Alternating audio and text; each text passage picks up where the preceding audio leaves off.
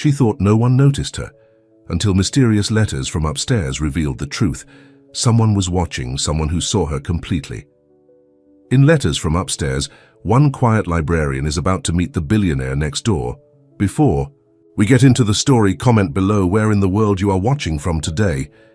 The old elevator in the Brooklyn apartment building creaked and groaned as it made its way down to the lobby. Imani Clark sighed and checked her watch. It was already 11 p.m. and her night shift at the college library was about to start. She'd have to take the stairs again. Imani adjusted her simple blue cardigan and grabbed her worn leather bag.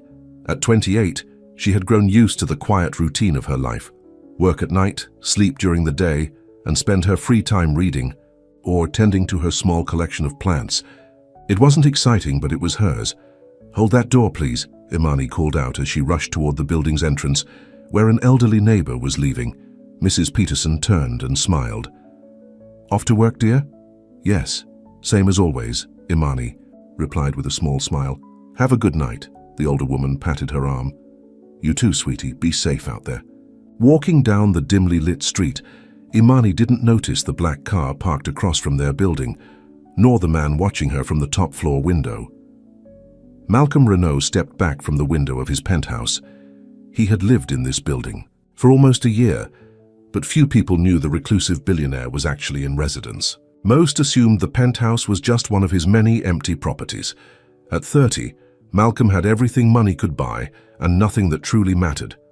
The tech company he had started in college was now worth billions, but success had only brought more isolation.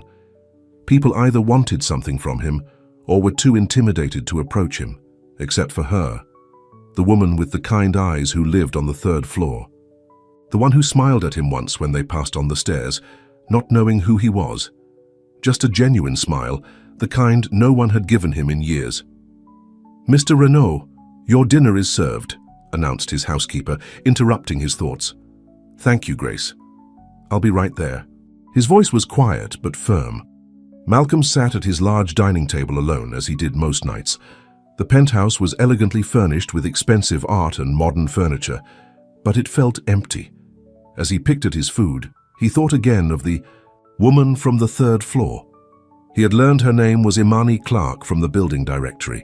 He had seen her watering plants on her fire escape, humming softly to herself when she thought no one was looking. Tomorrow, he decided. Tomorrow he would do something different. When Imani returned from her shift the next morning, exhausted and ready for sleep, she almost missed the plain white envelope on the floor near her apartment door. Her name was written on it in neat handwriting. "What's this?" she mumbled to herself, picking it up and unlocking her door. Her apartment was small but cozy. Bookshelves lined the walls and potted plants occupied every windowsill. It wasn't much, but it felt like home. Imani kicked off her shoes and sat on her worn sofa, carefully opening the envelope. Inside was a neatly folded letter, written on expensive-looking stationery. "Dear Imani, I've noticed how gently you care for your plants each morning, the way you speak to them as if they're friends, the way you smile when they bloom. It's a small thing, perhaps, but in a world where most people rush past beauty, you stop to nurture it. You are more seen than you know." A friend Imani read the letter twice, then a third time. Her heart beat a little faster. Who would write something like this? And who had been watching her with her plants? She should have felt creeped out, but something about the words felt sincere, even tender. She placed the letter on her coffee table and stared at it, unsure what to think. "This is weird, right?" she asked her cat, Gatsby, who had jumped onto the sofa beside her. The cat blinked slowly in response. That night, Imani found herself checking each face in her building more carefully. Was it the quiet guy from apartment 2B, the new woman on her floor, the elderly couple upstairs? Each possibility seemed unlikely. When she returned the next morning, another envelope awaited her. "Dear Imani, today I noticed you carrying that vintage copy of Their Eyes Were Watching God. It's one of my favorites too. The way Hurston writes about finding your voice, it's powerful. I wonder what other books have shaped you. You are more seen than you know." A friend Imani couldn't help the small smile that formed on her lips. Who was this person who noticed such details about her? She had indeed been carrying that book. Having just checked it out from the library for a reread, the letters continued to appear every few days. Each one mentioned something small about her that most people would never notice. The yellow scarf she wore when it rained, how she always left breadcrumbs for the birds in the park across the street, the way she quietly helped Mrs. Peterson with her groceries. After 2 weeks, Imani found herself looking forward to the letters. They made her feel something she hadn't felt in a long time. Special, noticed, important. "I got another one," she told her friend Tasha over coffee one afternoon. Tasha raised an eyebrow. "Are you sure this isn't some stalker situation? It's kind of creepy that someone's watching you so closely." "I know it should feel that way," Imani admitted, "but it doesn't. The letters are never invasive or inappropriate. They're just kind." "So who do you think it is?" Tasha asked, stirring her coffee. "I have no idea. I've been trying to figure it out." Imani sighed. "Part of me doesn't want to know. What if I'm disappointed? Or what if he's gorgeous and totally into you?" Tasha countered with a grin. Imani rolled her eyes but couldn't help smiling. "I doubt it's that simple." From his penthouse, Malcolm watched as Imani left the building with her friend. He knew it was strange, writing to her this way, but normal approaches seemed impossible. If he introduced himself as Malcolm Renault, she would see the billionaire, not the man, the headlines, not the person. His phone rang, disrupting his thoughts. "Yes," he answered. "Mr. Renault, the board is requesting your presence at tomorrow's meeting," his assistant informed him. "They're concerned about your public absence affecting stock prices." Malcolm frowned. "Schedule it for 2 p.m. I'll be there." After hanging up, he returned to his desk where a blank sheet of stationery waited. He had spent most of his life hiding behind emails and conference calls. These letters were the most honest words he had written in years. The next morning, Imani found a new letter. "Dear Imani, last night I heard you humming on the fire escape. It was Claire de Lune, wasn't it? The melody stayed with me all evening. Music has a way of saying what words cannot. You are more seen than you know. A friend, Imani." Felt a flutter in her chest. This time she decided to respond in her own way. She put on the green sweater the letter writer had once complimented and deliberately left a book, Letters to a Young Poet by Rilke, visible in her hand as she left for work. It was a small gesture, but it felt like the beginning of a conversation. Days passed, and the letters continued. Imani began leaving small replies, wearing things mentioned in the letters, reading books referenced, or leaving a potted plant outside her door with a note that simply said, "For a friend who sees." The next morning, the plant was gone, replaced by another letter thanking her. Imani found herself falling for someone she had never met, someone who saw her in ways no one else did. It was both thrilling and terrifying. "I think she knows I exist now," Malcolm told his only real friend Daniel over the phone. "You mean the woman you've been writing anonymous letters to like some kind of Victorian poet?" Daniel chuckled. "When are you going to actually talk to her like a normal person?" "It's not that simple," Malcolm sighed. "Once she knows who I am, she'll..." "No, you're an actual human being, not just words on paper," Daniel interrupted. "This can't go on forever, Mal." Malcolm knew his friend was right, but the thought of seeing disappointment in Imani's eyes when she realized who he was made his stomach twist. One rainy evening, Imani was returning from the library when she noticed unusual activity around her building. Several news vans were parked outside and reporters stood under umbrellas, cameras ready. "What's going on?" she asked the doorman. "Haven't you heard?" he replied, looking excited. "The rumors were true. Malcolm Renault, you know, the billionaire. He's been living in the penthouse all this time. Someone from his company leaked it to the press." Imani's heart skipped. "The penthouse? I thought no one lived there. He's very private. Barely see him. Myself and I work here every day, but he's definitely up there." Imani rode the elevator in a daze. Malcolm Renault, the tech genius whose face occasionally appeared in news articles. He had been living above her all this time. When she reached her floor, an envelope waited by her door. With shaking hands, she opened it. "Dear Imani, by now, you've probably heard. I wanted to tell you myself, but I was afraid. Afraid that once you knew who I was, Everything would change. That you would see the headlines instead of me. I'm the one who's been writing to you, and I would like to finally meet you properly. If you're willing, I'll be waiting on the rooftop garden at sunset tomorrow. You are more seen than you know. Malcolm Imani. Leaned against her door, the letter clutched to her chest. Malcolm Renault had been watching her, writing to her all this time. The reclusive billionaire had noticed her when no one else did. Was it all just a game to him? Was she some amusement for a bored rich man? Or was there something real in those letters? She didn't know whether to feel special or foolish as she entered her apartment, closing the door on the outside world and the man who had seen her all along. A small silver key fell from the envelope she was still holding. The key to the rooftop garden. Imani stared at it, her heart pounding. Tomorrow at sunset she would finally come face to face with the man behind the letters, the man who had been upstairs all along. Imani barely slept that night. The letter from Malcolm Renault lay on her nightstand, and the small silver key seemed to shine in the dim light of her bedroom. She picked up the key again, turning it over in her fingers. Was she really considering meeting him? "What would you do, Gatsby?" she asked her cat, who was curled at the foot of her bed. The cat yawned in response.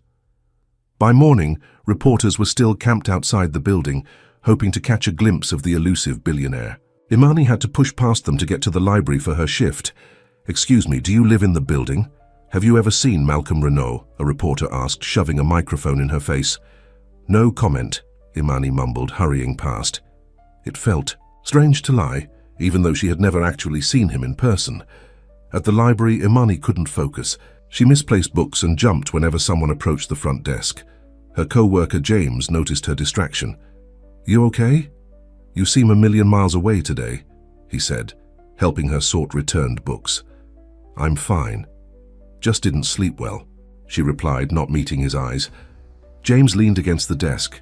"You know, there's a rumor going around that the famous Malcolm Renault lives in your building. Is it true?" Imani's hands froze momentarily. I don't know. I mind my own business." "Well, if you ever meet him, put in a good word for me," James joked. "I've got some great app ideas." Imani managed a weak smile and returned to her work. As the hours passed, her mind kept drifting to the rooftop garden and what waited for her there.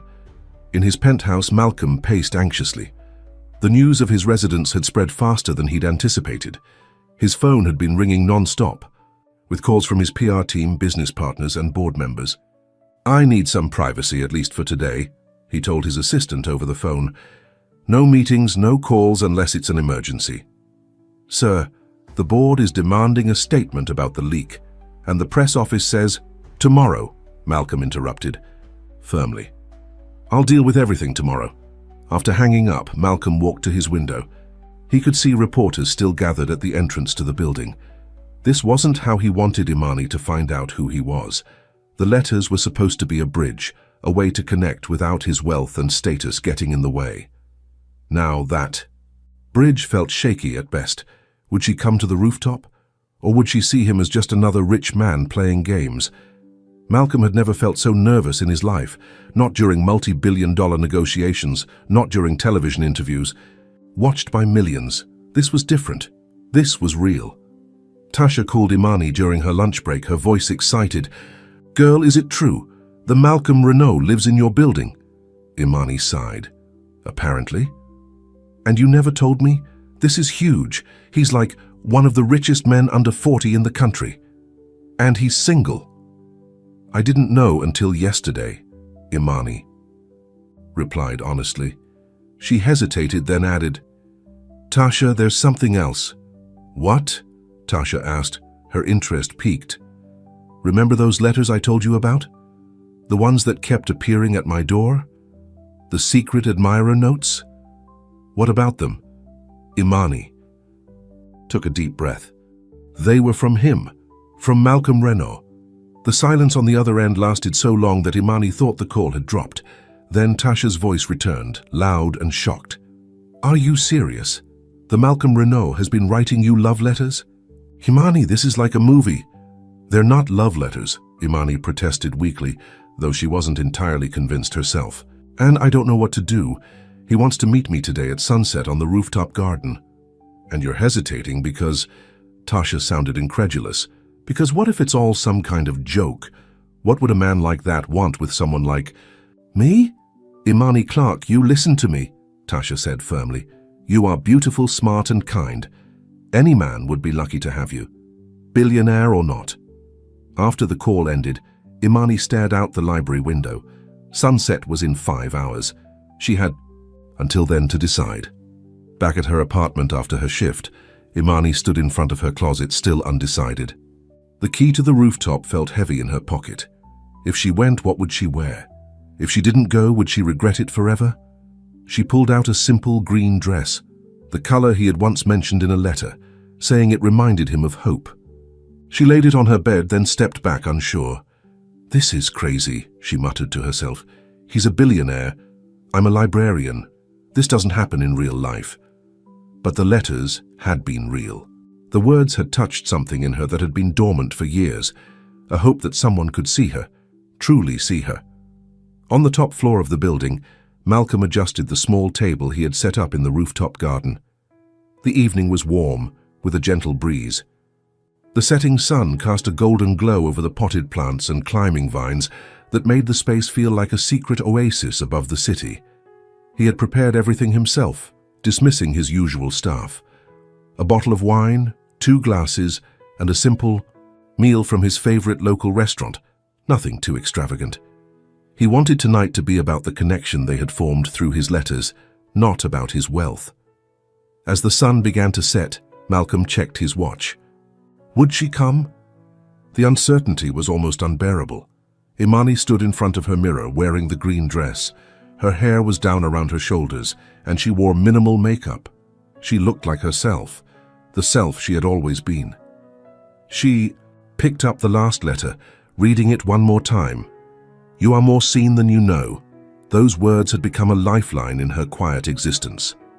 Whether this meeting was a beginning or an ending, she needed to know the person behind them. Taking a deep breath, she picked up the small silver key and left her apartment. The elevator ride to the top floor seemed both too short and too long. When the doors opened, Imani found herself in a hallway she had never visited before. At the end was a door marked Roof Access. Her hand trembled slightly as she inserted the key. The door swung open to reveal a garden that seemed like something from a dream.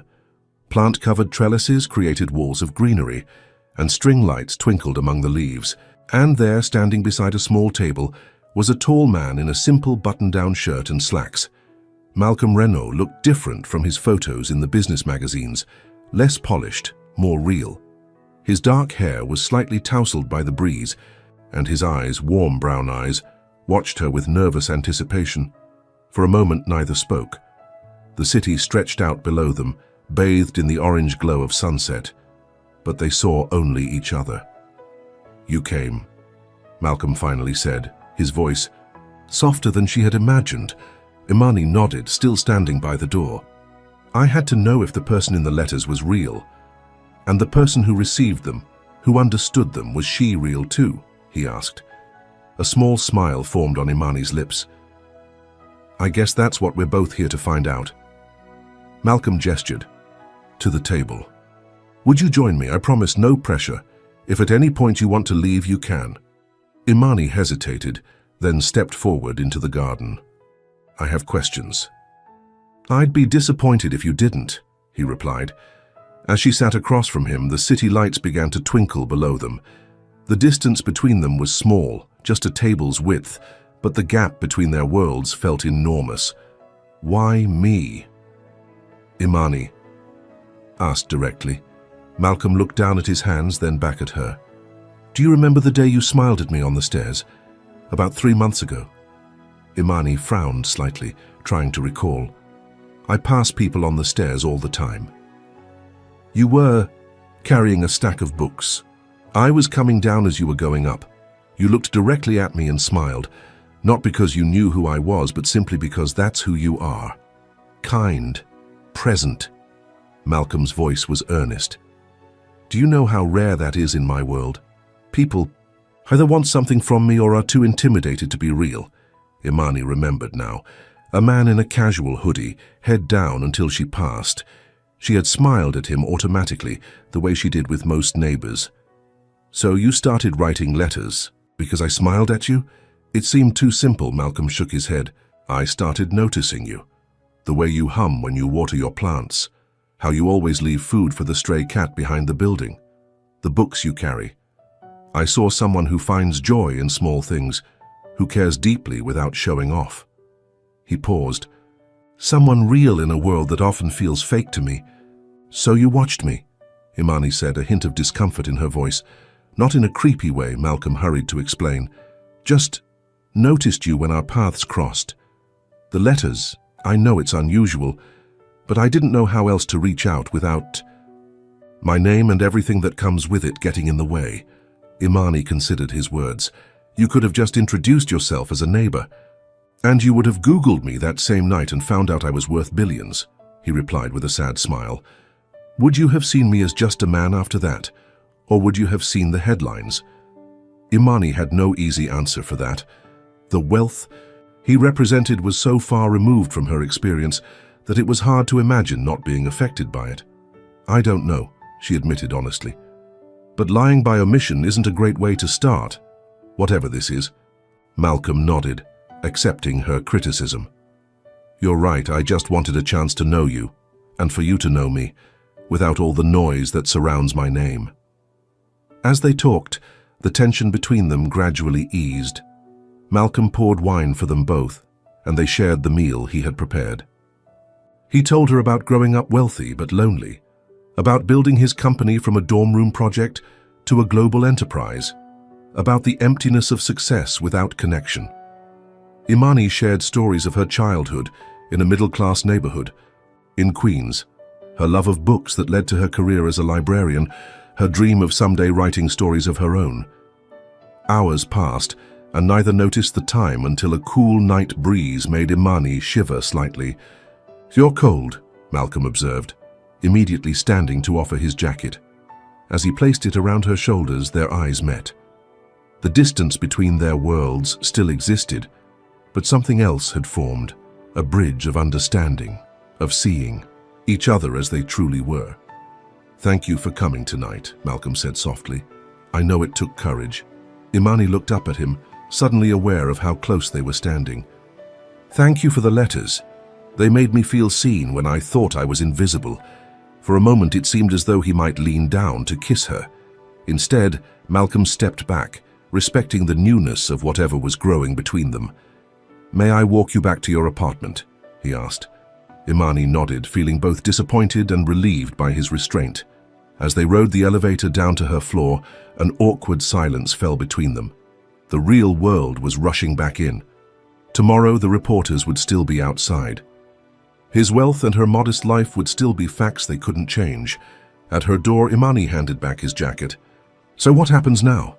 Malcolm's eyes were serious. "That depends on you.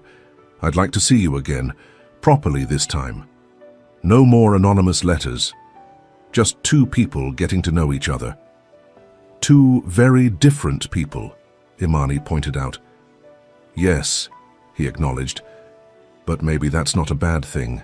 As they stood there, the sounds of the city filtering through her window, Imani made a decision.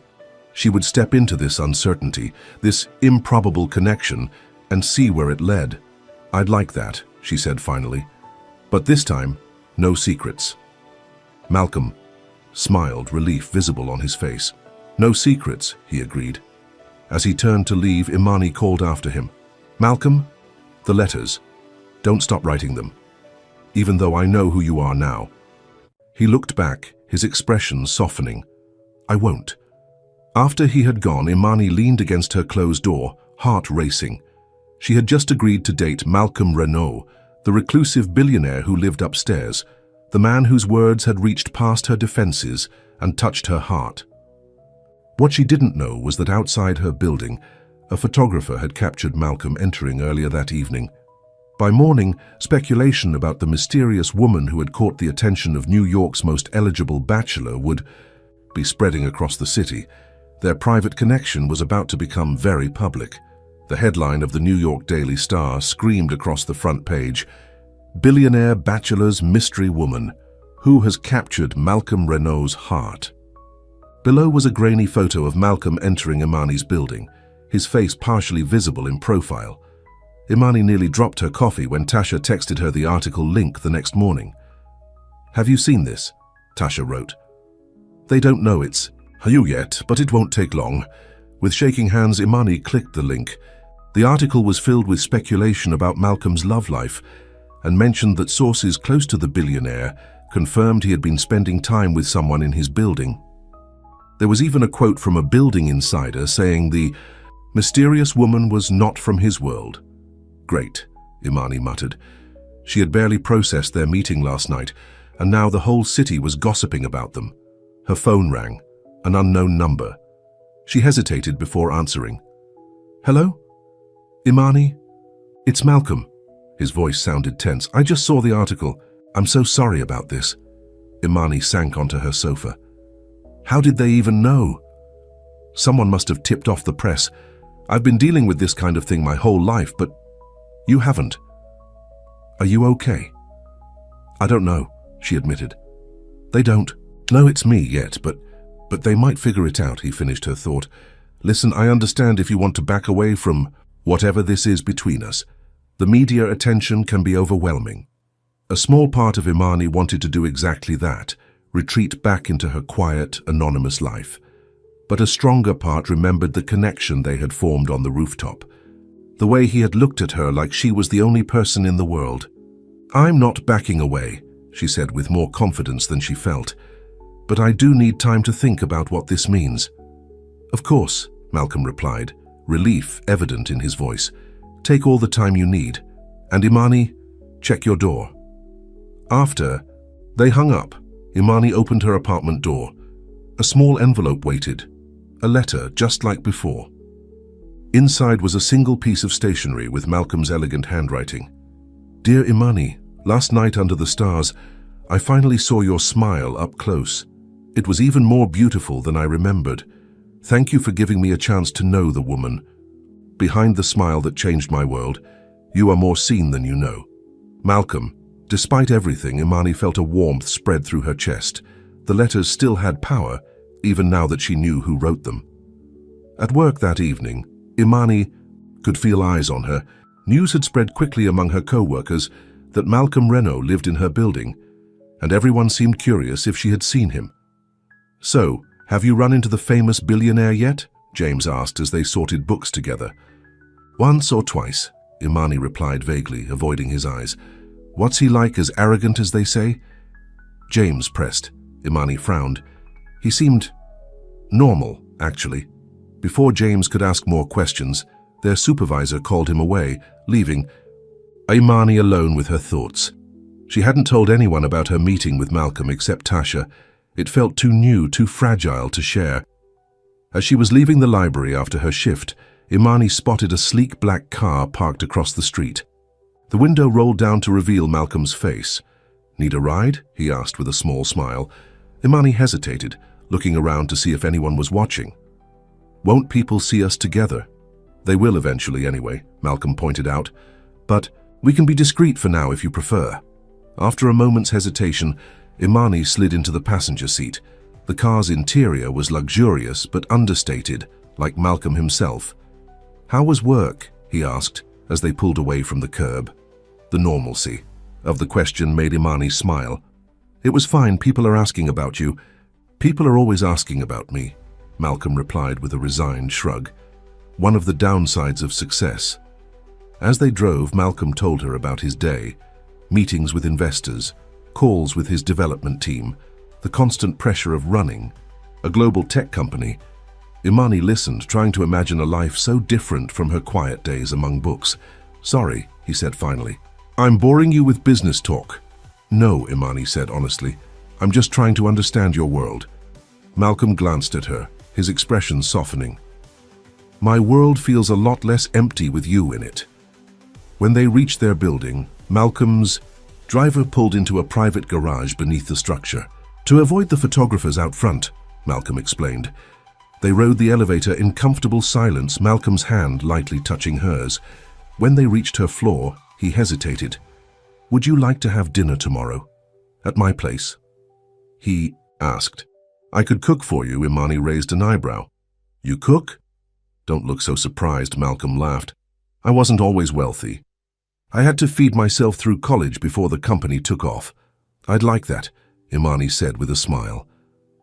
As she turned to go, Malcolm caught her hand and gently pulled her back. For a moment, they stood close, his eyes questioning. Then, slowly, he leaned down and kissed her, a soft, tender kiss that felt like a promise. "Good night, Imani," he whispered against her lips. "Good night," she replied, her heart racing as she stepped off the elevator. The next morning, a loud knock woke Imani from a peaceful sleep. When she opened the door, her neighbor Mrs. Peterson stood there, eyes wide with excitement. "Imani, dear, is it true? Are you dating Malcolm Renault?" The elderly woman thrust a tabloid into Imani's hands. On the cover was a photo of Imani and Malcolm in his car the previous night. The headline read, "Renaud's mystery woman revealed, billionaire dating ordinary librarian." Imani's stomach dropped. "Where did you get this?" "It's everywhere, dear. The internet, the morning shows, everyone's talking about it." Imani thanked Mrs. Peterson and closed the door, leaning against it, as the reality sank in. She was now officially news. Her private life was suddenly public property. Her phone buzzed with messages from friends, family, and even old classmates she hadn't spoken to in years. Everyone wanted to know about her relationship with Malcolm. When she called Malcolm, he answered immediately. "I've seen it," he said before she could speak. "I'm so sorry, Imani. This isn't what I wanted for you."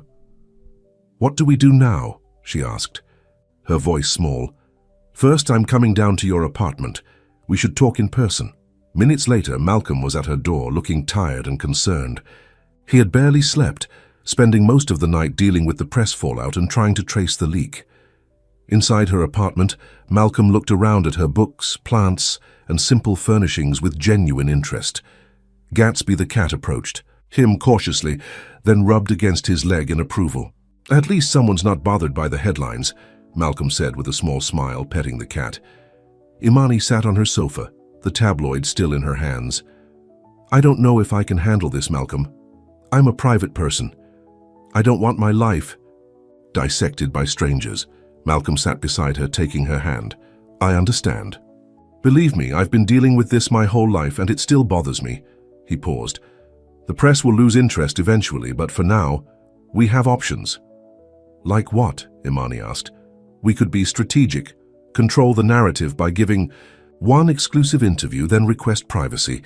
Or we could just ignore it all and live our lives." He squeezed her hand. "Or, if this is too much too soon, we could take a step back until things cool down." The last option hung in the air between them. Imani looked at their intertwined fingers, then at the man beside her, a man whose words had touched her soul long, before she knew his face or name. "I don't want to take a step back," she said finally, "but I don't want to do interviews either. Can we just try to be normal together? Despite all this?" Relief washed over Malcolm's face. "Yes, that's exactly what I want too." That evening, instead of going to Malcolm's penthouse as planned, they decided to stay in Imani's apartment. Malcolm brought groceries and they cooked dinner together in her tiny kitchen, laughing as they bumped into each other in the limited space. "This is cozier than my place," Malcolm admitted as they ate at her small table. "Sometimes I feel lost in all that empty space upstairs." "We could always move the plants from your rooftop garden down here," Imani joked. "Make it even cozier." Malcolm looked at her thoughtfully. "You know, that's not a bad idea." "What? Turning my apartment into a jungle?" "No," Malcolm laughed. "But maybe finding a middle ground. A place that's neither my world nor yours, but ours." The idea of ours made Imani's heart skip. It was too soon for such thoughts, and yet she couldn't help imagining a future with this man who saw her so clearly. Later, as they sat on her sofa, watching an old movie, Malcolm's phone kept buzzing. He ignored it until it became impossible. "I'm sorry," he said, finally checking the messages. "There's an issue with our European launch that needs my attention." Imani nodded, trying to hide her disappointment. "I understand." Malcolm looked torn. "This is the hard part. balancing what I've built with what I want to build with you. We'll figure it out, Imani assured him, though she wasn't entirely convinced herself. Before leaving, Malcolm left another letter on her kitchen counter. This was becoming their ritual, a tangible reminder of how they had connected. After he was gone, Imani opened the envelope. Dear Imani, tonight, in your small kitchen, watching you move with such grace in a space that is truly yours, I realized something important. All my life I've been searching for a place that feels like home, not a house or an apartment, but a feeling of belonging. Tonight, beside you, I found it. You are more seen than you know. And now, so am I. Malcolm, the next. Few weeks brought both joy and challenges. The media attention intensified before gradually shifting to other stories, though photographers still occasionally waited outside their building. Malcolm and Imani created their own bubble, spending evenings in her apartment or on his rooftop. Garden, sharing stories, dreams, and increasingly, their hearts. He wrote her letters that she kept in a special box beside her bed. She introduced him to her favorite books, marking passages that reminded her of him. But reality had a way of intruding. Malcolm's work often pulled him away at unexpected moments. Important meetings ran late, business trips came up suddenly, and crisis calls interrupted their time together. I'm sorry about dinner, Malcolm said one evening after cancelling their plans at the last minute. The Tokyo office needed immediate decisions on the merger. It's okay, Imani replied, though the disappointment was clear in her voice. I understand. Your work is important. Not more important than you, Malcolm insisted. But as weeks passed, Imani began to wonder if that was true. Malcolm's world was so vast, so demanding. How could she, a simple librarian with a quiet life, ever truly fit into it? The question lingered even as their relationship deepened. They were falling in love. Neither had said the words yet, but both felt it growing between them. It was in the way Malcolm's eyes followed her around a room, in the way Imani's hand automatically reached for his when they walked together. Then came the invitation that would test everything they were building. My company is hosting a charity gala next weekend, Malcolm mentioned one evening as they sat on her fire escape watching the sunset. I'd like you to come with me, as my date. Imani tensed. This would be their first public appearance together, a formal declaration to the world that they were a couple. Will there be a lot of people there, she asked, already knowing the answer. Yes, Malcolm admitted. Business partners, celebrities, politicians, and press, of course. I don't know, Malcolm. That's a lot of attention. Malcolm took her hand. I know it's asking a lot, but I'm tired of hiding what we have. I want to walk into that room with the woman He stopped himself, then continued more carefully.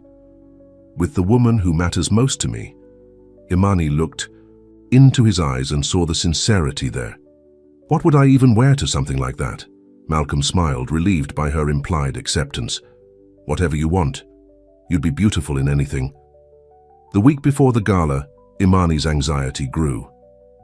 She had never attended such an event, never mingled with the kind of people who would be there. Despite Tasha's excitement helping her shop for a dress, Imani couldn't shake the feeling that she would be out of place in Malcolm's world. The night before the gala, Imani stood in front of her mirror, wearing the elegant blue gown they had chosen. It was beautiful but felt like a costume, something the real Imani Clark would never wear. A knock at her door interrupted her thoughts. Malcolm stood there holding a small box. I know the gala isn't until tomorrow, but I wanted to give you this tonight, he said, stepping inside. Imani opened the box to find a delicate silver pendant with a small key charm, a replica of the rooftop key he had given her. To remind you of how we began, Malcolm said softly, and that no matter what happens tomorrow, what matters most is what's between us, not what the world sees. Imani felt tears spring to her eyes as he fastened the necklace around her neck. The weight of it felt right, a tangible symbol of their connection. Thank you, she whispered, turning to face him. Malcolm, Before she could finish, his phone rang. The screen showed his assistant's name. Malcolm sighed deeply before answering. This better be important, David. Imani watched as Malcolm's expression changed from annoyance to shock. Whatever news he was receiving, it wasn't good. When did this happen? Who leaked it? Malcolm demanded, his voice tense. I'll be there in 20 minutes. He hung up, his face grim. What's wrong? Imani asked, suddenly afraid. Someone from inside the company has been selling information to our competitors, Malcolm explained, already moving toward the door. Critical security protocols, upcoming product details, years of work potentially compromised. Do you know who did it? Malcolm's jaw tightened. I have my suspicions. I need to handle this tonight. Of course, Imani said, understanding the gravity of the situation. Go. At the door, Malcolm turned back. This won't affect tomorrow. I promise I'll be back in time for the gala. After he left, Imani touched the key pendant around her neck. Tomorrow she would step fully into Malcolm's world for the first time. She only hoped she wouldn't lose herself in it. What she didn't know was that across town, a woman from Malcolm's past was planning her own appearance at the gala. Someone who had her own history with the billionaire, and who saw Imani as nothing more than an obstacle to be removed. The night of the gala arrived, and Imani stood in her apartment, ready but nervous. Her blue gown flowed elegantly to the floor, and the key pendant from Malcolm rested against her collarbone. She had styled her hair in a simple updo and applied minimal makeup, wanting to feel as much like herself as possible. Malcolm had called earlier, assuring her he had handled the company crisis and would pick her up at 7. As the clock neared, that hour Imani's anxiety grew. In just a few hours she would be standing beside one of the most powerful men in New York, surrounded by people who lived in a world she could barely imagine. At precisely 7, a knock came at her door. Malcolm stood there in a perfectly tailored tuxedo, looking handsome but tired from his long night dealing with the security breach. You look beautiful, he said, his eyes taking in every detail of her appearance. Absolutely stunning. Imani felt a blush rise to her cheeks.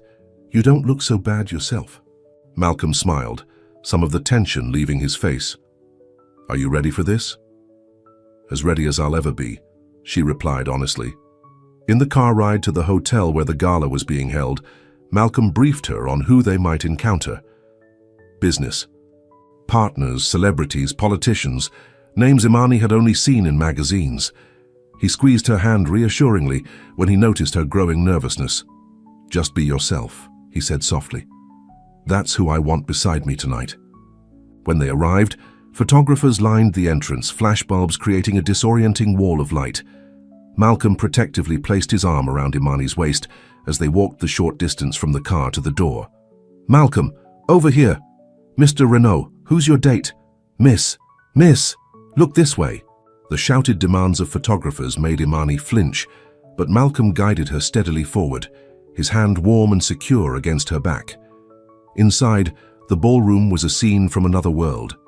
Crystal chandeliers cast a golden glow over elegantly. Dressed guests, a string quartet played softly in one corner, while waiters in crisp uniforms circulated with champagne and hors d'oeuvres. Malcolm Renault. There you are, called a distinguished older man, approaching them with a wide smile. And who is this lovely young lady? Senator Collins, this is Imani Clark, Malcolm introduced them. Imani, Senator Collins, is one of our most important supporters for tech education initiatives. The senator shook Imani's hand warmly. Delighted. To meet you, my dear. Malcolm hasn't brought a date to one of these functions in years. You must be very special. Before Imani could respond, more people approached, each wanting a moment of Malcolm's time. He kept her by his side, introducing her to everyone, his hand never leaving the small of her back. A constant reassurance in this unfamiliar territory. You're doing great, he whispered during a brief moment alone. Everyone loves you. Imani tried to smile confidently, but she couldn't shake the feeling of being an outsider. The conversations around her were filled with references to places she had never visited, people she had never met, a lifestyle she had never lived. Malcolm, darling, a silky female voice cut through the crowd. It's been far too long. A stunning woman in a red gown approached them, her perfectly manicured hand extended toward Malcolm. Her blonde hair was styled in an elegant twist, and diamonds glittered at her throat and wrists. Malcolm's body tensed beside Imani. Victoria. I didn't know you were in town. I wouldn't miss your charity gala, darling. It's always the event of the season. The woman's gaze shifted to Imani, assessing her with cool blue eyes. And this must be the librarian everyone's talking about. The way she said librarian made it sound like a flaw rather than a profession. Malcolm's jaw tightened. Victoria. Evans, this is Imani Clark. Victoria is the daughter of one of our early investors. How quaint, Victoria said with a thin smile. I've always found it so admirable when men like Malcolm take an interest in helping people from simpler backgrounds. Imani felt the sting of the comment but kept her expression neutral. It's nice to meet you, Victoria. Victoria leaned closer to Malcolm, placing her hand on his arm with familiar ease. We must catch up later, Malcolm. I have some fascinating insights about that Tokyo merger you're working on. As Victoria glided away, Imani turned to Malcolm with a questioning look. Who is she really? Malcolm sighed. We dated briefly a few years ago. It didn't end well. She seems to think it's not entirely over, Imani observed. Trust me, it is, Malcolm assured her, but a shadow had fallen over the evening. As the night progressed, Imani became increasingly aware of the glances and whispers that followed them. Some were merely curious, but others, particularly from women like Victoria, were clearly disapproving. During dinner, Imani was seated between Malcolm and a famous tech journalist who seemed more interested in how she had landed Malcolm than in anything she had to say. On Malcolm's other side sat Victoria, who kept leaning over to whisper in his ear about people and events Imani knew nothing about. Are you enjoying yourself? Malcolm asked during a brief moment when Victoria was engaged with someone else. It's overwhelming, Imani admitted. Malcolm frowned slightly. We can leave early if you want. Before Imani could respond, the event chairman called Malcolm to the stage to give a speech about the charity they were supporting, a foundation providing technology education to underprivileged communities. As Malcolm spoke passionately about creating opportunities for those without privilege, Imani felt a swell of pride. This was the man she was falling in love with, someone who used his success to help others. Her moment of pride was interrupted by Victoria sliding into Malcolm's empty seat. He's quite the speaker, isn't he? Victoria said, sipping champagne. Always so passionate about his causes. Imani nodded politely. The foundation does important work. Listen, dear, Victoria said, her voice dropping to a confidential tone. You seem like a nice girl, so let me give you some advice. Men like Malcolm, they may play at being regular people, but they're not. They live in a different world, and eventually, they always return to it. You don't know Malcolm as well as you think, Imani replied evenly. Victoria laughed softly. Don't I? I've known him for years. We share the same friends, the same background, the same understanding of how this world works. She gestured around. The ballroom. This is his natural habitat, not some cozy apartment with plants and books. The words hit a nerve, voicing fears Imani had been trying to suppress. Could Malcolm really be content with her simple life when his own was so grand? Malcolm and I have a connection that goes beyond superficial things, Imani said with more confidence than she felt. Victoria's smile was predatory. Connections fade, dear. Reality remains. You'll see. When Malcolm returned to the table, he immediately sensed Imani's discomfort. What did she say to you? He asked quietly. Nothing that matters, Imani replied, not wanting to create a scene. But Victoria's words had planted seeds of doubt that were difficult to ignore. Throughout the rest of the evening, Imani found herself watching Malcolm in this environment. How easily he moved among the wealthy and powerful. How at home he seemed in this world of privilege. By the time they left, Imani was emotionally exhausted.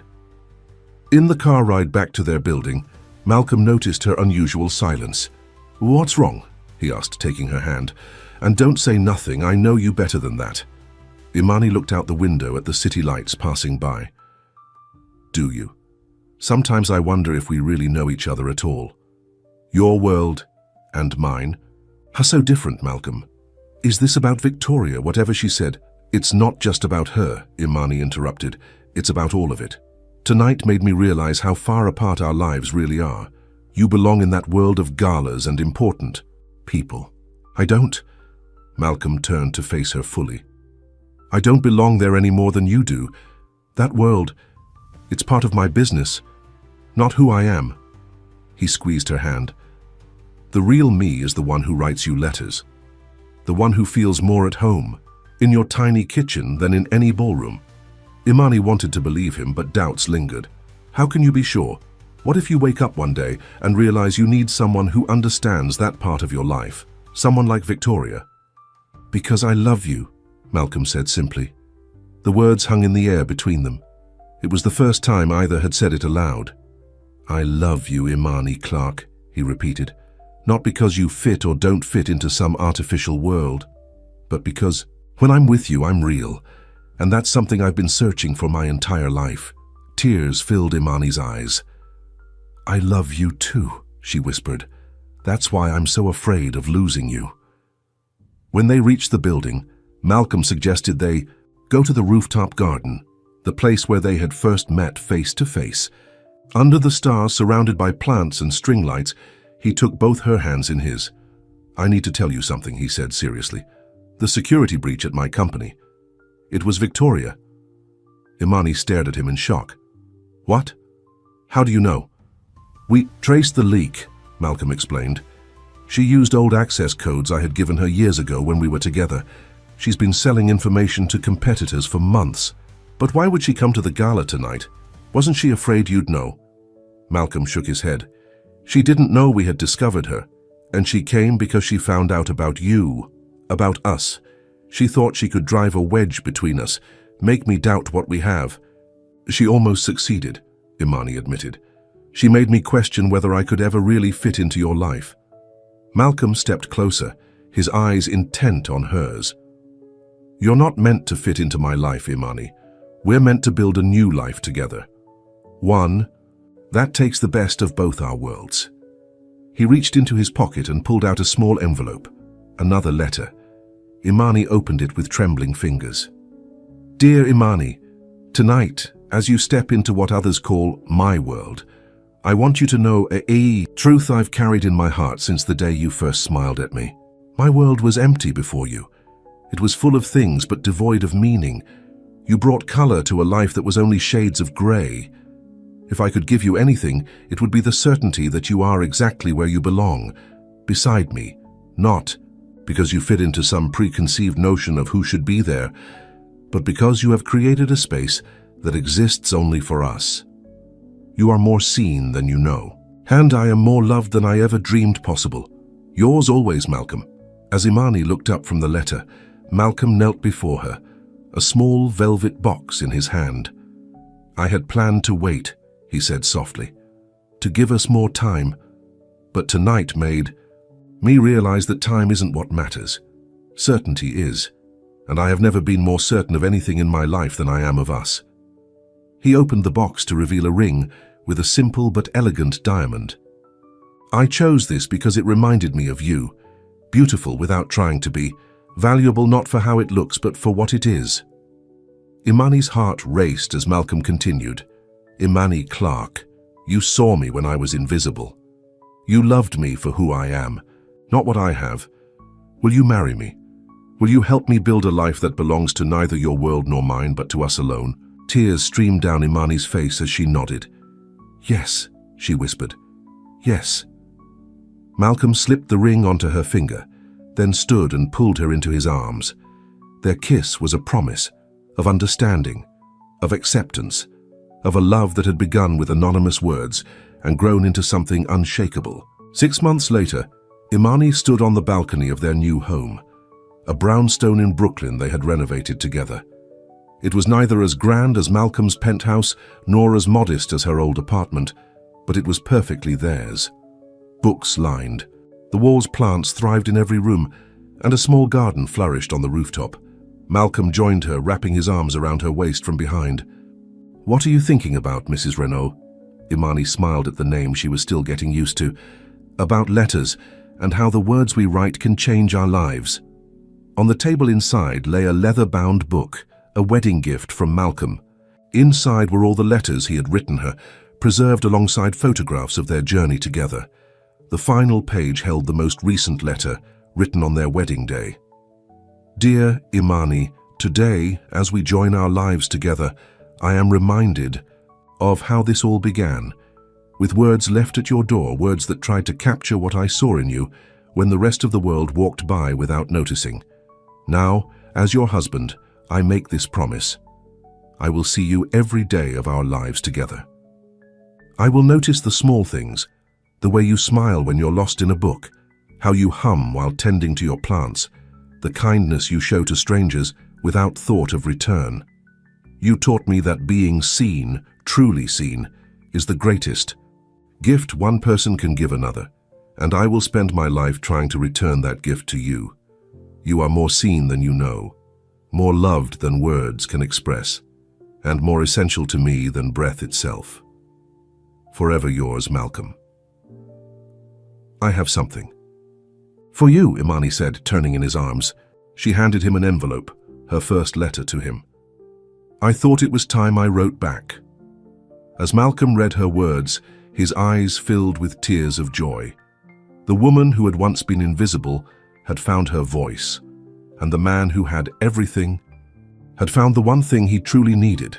From their simple brownstone, they could see both the stars above and the city below, a perfect view of the world they had created together, a world where love had built a bridge between two souls who might never have connected if not for letters from upstairs.